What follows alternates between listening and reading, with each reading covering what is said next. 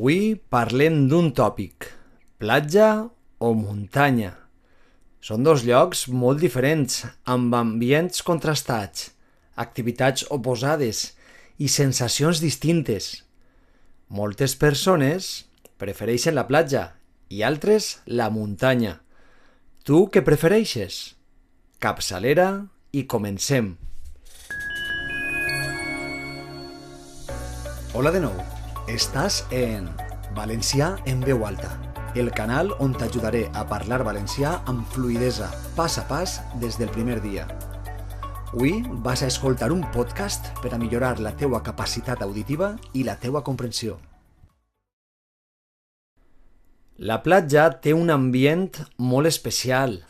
El sol, l'arena, la mar... És especial l'olor de sal i el so de les ones. Moltes persones senten pau a la platja, caminen per la vora, prenen el sol, es banyen en l'aigua, juguen amb les ones, miren l'horitzó.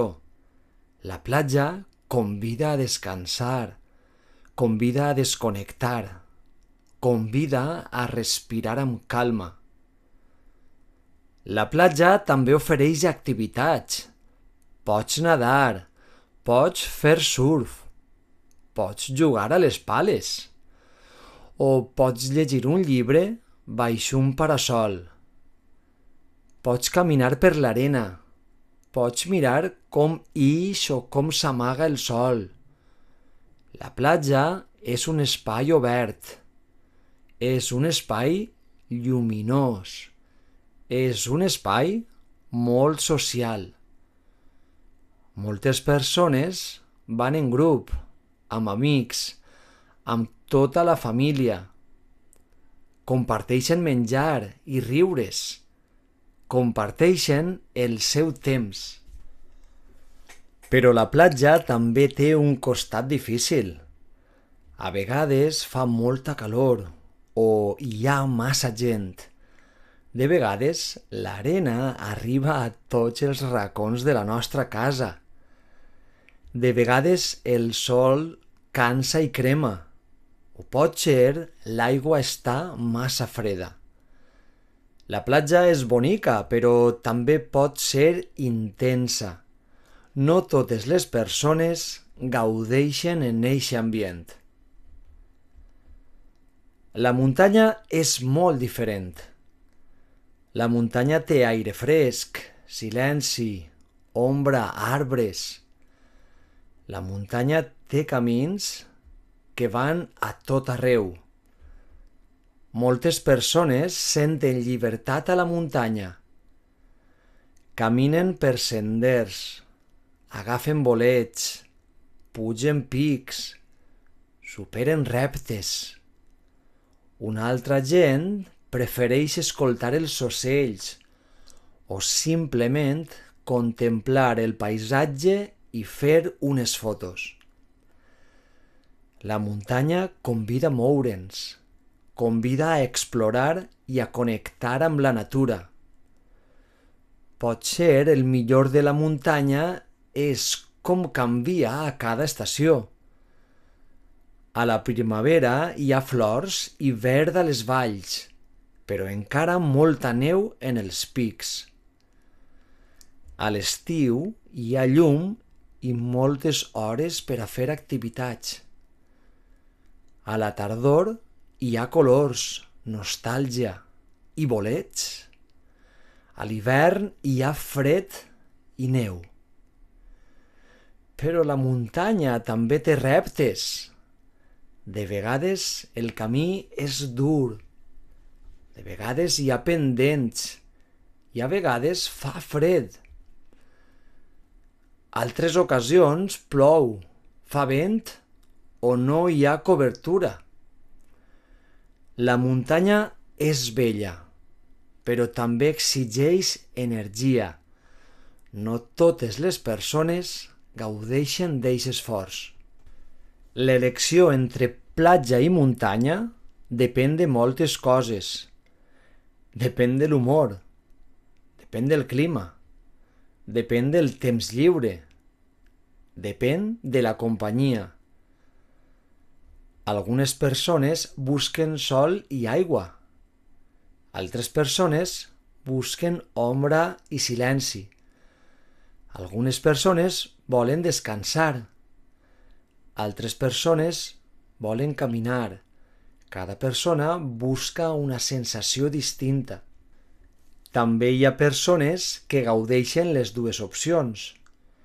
Van a la platja a l'estiu i van a la muntanya a la tardor.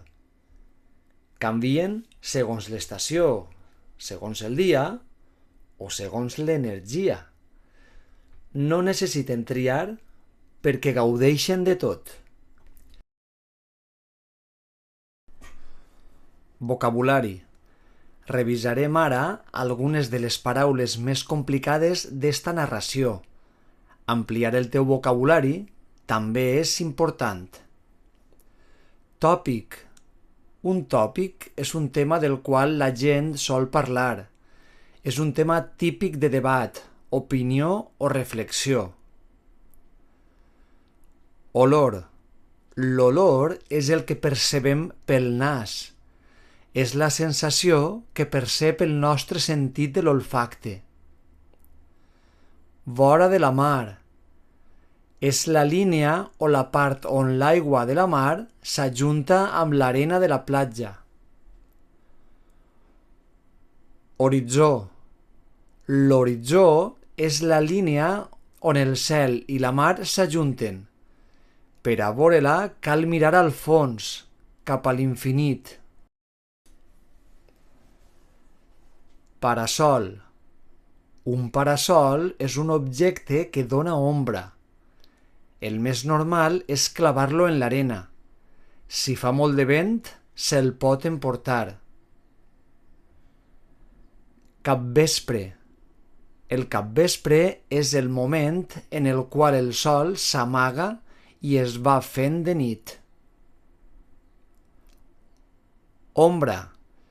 Una ombra és un lloc on no toca el sol perquè algun objecte el tapa. Un parasol, un edifici, una muntanya, un arbre. Llibertat. La llibertat és la possibilitat de fer el que vulgues sense obligació. Senders. Un sender és un camí estret per a caminar per la natura. També se pot dir senda. Reptes. Un repte és un objectiu que vols aconseguir encara que siga molt difícil. Aconseguir un repte sempre dona una motivació especial. Contemplar. Contemplar és mirar alguna cosa amb atenció i calma. Valls.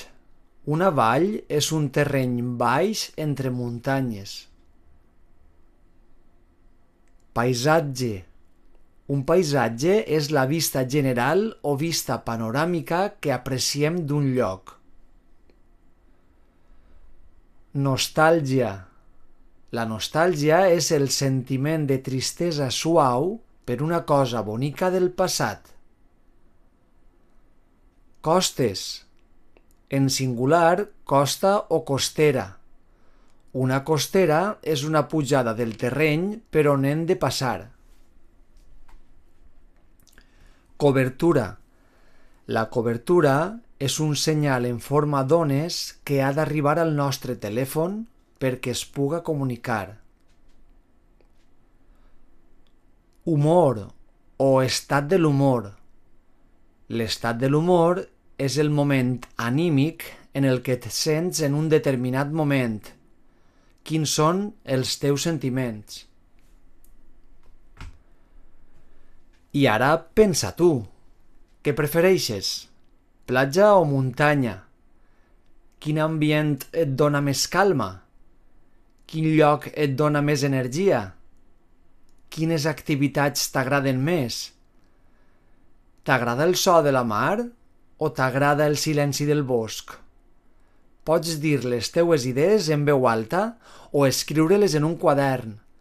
Pensar en els teus gustos també és una manera de conèixer-te millor i una manera de practicar valencià. Si vols aprendre més, torna a escoltar-me. Segur que entens més coses que la primera vegada. I és ideal escoltar-ho per tercera vegada seguint el text. Així acabaràs de dominar tots els detalls.